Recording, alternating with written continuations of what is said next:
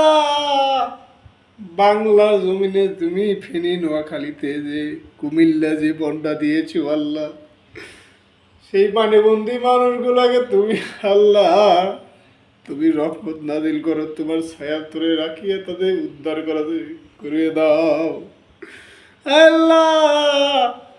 বাড়ি ঘর না থাকলে যে উপায়টা হয়ে যায়, খাওয়া দাওয়া ঘুম হারাম হয়ে গেছে গো আল্লাহ।